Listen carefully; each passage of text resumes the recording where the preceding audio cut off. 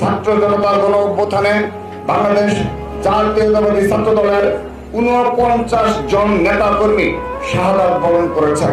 আমি আবারও বলছি, বাংলাদেশ জাতীয়তাবাদী ছাত্র দলের ৪৯ জন নেতা কর্মী শাহাদাত বরণ করেছেন। ইন্না লিল্লাহি ওয়া ইন্না ইলাইহি রাজিউন।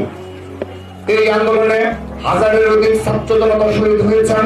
আমি আমাদের ছাত্র দলের ৪৯ জন শহীদ সহ সকল শহীদদের প্রতি শ্রদ্ধা জানাচ্ছি, তাদের পরিবারের প্রতি সমবেদনা জানাচ্ছি এবং তাদের জন্য জান্নাতুল ফেরদৌসের প্রার্থনা করছি।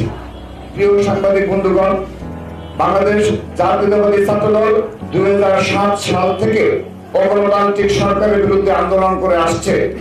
২০০৯ সাল থেকে শেখ হাসিনার ফ্যাসিবাদের বিরুদ্ধে রাজপথে সক্রিয় প্রতিরোধ করে তুলেছে জাতীয়তাবাদী ছাত্র দল।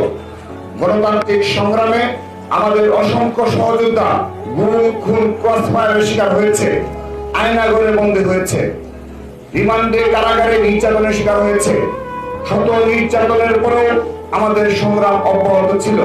বিগত ১৬ বছরে আমরা একটি দিনের জন্য আন্দোলনের মাঠ ছেড়ে যাইনি।